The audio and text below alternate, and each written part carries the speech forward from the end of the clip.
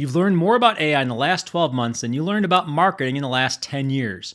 And you're more confused than ever. More tools, more tactics, more you need to be doing this from every corner of the internet. And somehow, less clarity on what to actually do. Here's what's wild though. The agencies winning right now, they're not the ones with 50 people and fancy offices and 3 layers of account managers.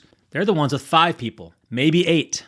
Lean, fast, deadly. And it's making me wonder, what if you're already the size you need to be? What if growth stopped meaning more headcount a while ago and nobody sent you the memo? My friend's 13-year-old is doing work that used to require 5 years of experience, using AI on a Tuesday for fun. And honestly, the kid's pretty good at it, which is either terrifying or exciting depending on how caffeinated you are right now. So if a 13-year-old can do the basic work now, what actually becomes valuable? That's what this video is about. If you've been following this series, you know the setup. Video 1 was the wake-up call. The squeeze is real. AI is compressing margins. Clients expect more for less. Video 2 was the shift.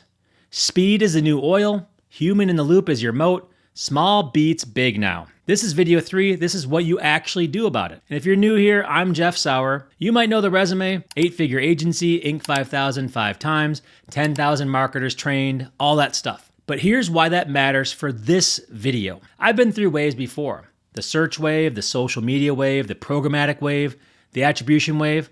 Every time, same pattern. New thing emerges, everybody panics. Some people figure it out early and win big. Everybody else scrambles to catch up a year or 2 later. And I've been on the winning side of those waves because I moved before the playbook exists. And right now, I'm building something I've never been able to build before. A team of all A players. No dead weight. AI handling the stuff that used to require bodies just to keep up with the volume. Same output as when I had twice the headcount. More margin, more life, more fun. That's not theory, that's my Tuesday. And I'm about to show you how to build the same thing. So here's what's changed. Access to information is not the barrier anymore. 10 years ago, if you wanted to learn Google Ads, you had to figure it out yourself or pay somebody to teach you. SEO, same thing. Analytics, same thing. The knowledge was locked up. Experience was the moat. That's over. Anything that existed 5 years ago, you can learn it in a weekend. The playbooks are written, the tutorials are free, the certifications are a click away, which means the barrier to entry on legacy services is basically 0. And that's not a problem, that's a fact. The question is, what do you do with that fact? Because here's what I see. People know more than ever. They've taken the courses, they've read the blogs, they've watched the videos, and they're still stuck. Not because they lack information, because there's a gap between knowing what services exist and actually building an offer that makes money. What do I charge? How do I position this? Who do I sell to? How do I scope it so I'm not underwater on the first project? That's the gap, and that's what we're going to close today. So, if the barrier to entry on legacy services is gone, and if AI is making the basic work easier every month, what actually becomes valuable? Not the work itself, the judgment behind the work. The ability to look at a situation and know what to do, what to prioritize, what to ignore. The ability to take a client from I have a problem to I solve the problem in a single conversation. Not more information, a solution. Done. That's not something you learn from a tutorial. That's pattern recognition, experience, taste. And here's what's interesting. AI makes that more valuable, not less. Because when anybody can do the basic execution, the person who knows what to execute becomes the linchpin, the strategist, the advisor, the one who sees the whole picture. Everyone else is replaceable. That person isn't. That's the first thing that becomes valuable. The second thing, speed. I talked about this in video 2, but it's worth repeating here. When you're lean, when you're not dragging around 15 people and 3 layers of approval, you can move. You can learn the 80-20 of a new service in a week instead of a quarter. You can condense timelines that used to take months into days. You're not waiting on 5 specialists to align their calendars. You're coordinating, not managing. You can pivot when the market shifts instead of having a 6-month committee discussion about it. Speed is a competitive advantage now in a way that it never was before. And the third thing, the right team. Not more people, the right people. Which brings me to something I've been obsessed with lately. If you've ever watched basketball, you know how this works. You've got a roster of 15 players, but only 5 of them start. Those 5 are your best, your killers, the ones who play the most minutes because they're the ones who win games. The bench, they come in for specific situations. They fill gaps. They rotate based on what's needed. Now think about your business. Most agencies are running with 15 people all trying to play at once. It's chaos. Nobody knows their role. Everyone's stepping on each other. Somebody's always in foul trouble. Somebody's always on the injury report. You know exactly who I'm talking about. But what if you only needed 5? 5 people, all A players. And AI is your bench. Here's what I mean. Position 1, the leader. That's you. You're the point guard. You see the whole court. You run the offense.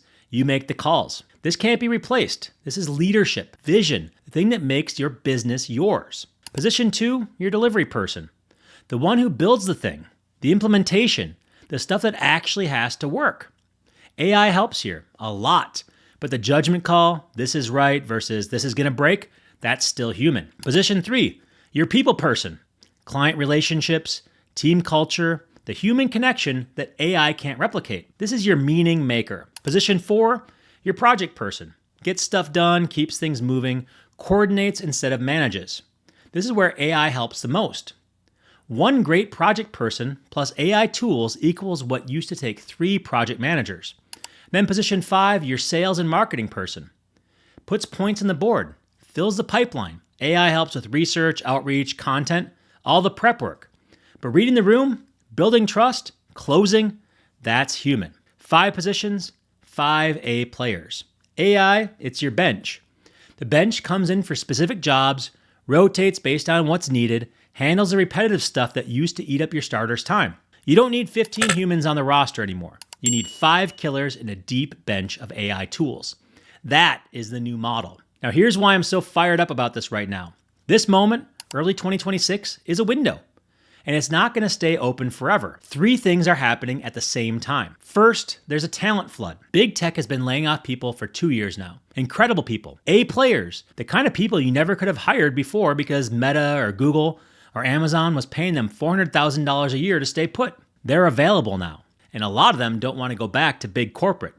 They want something leaner, faster, more interesting. They want to work with somebody who actually knows what they're doing instead of reporting to somebody who got promoted because they survived 3 reorgs. For the first time, you can actually recruit these people. Second, AI handles the tasks, not the talent. Here's what I mean by that.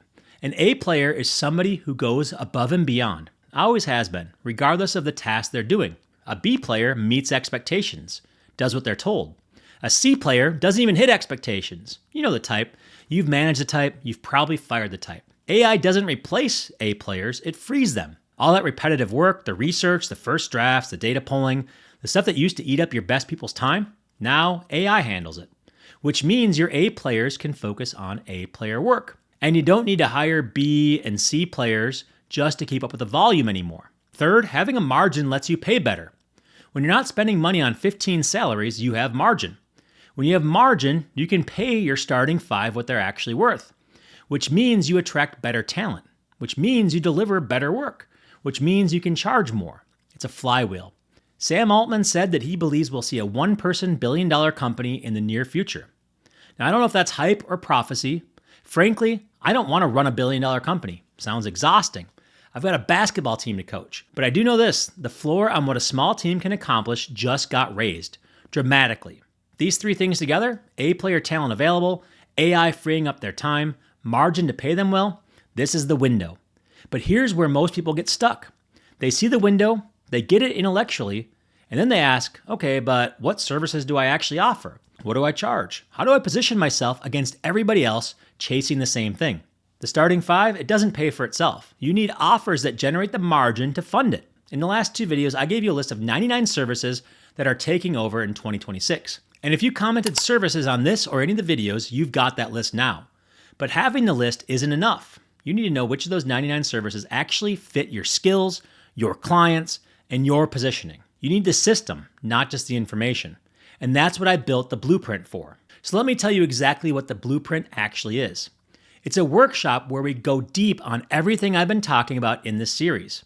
Not just here are 50 services, but how to pick the right ones for you.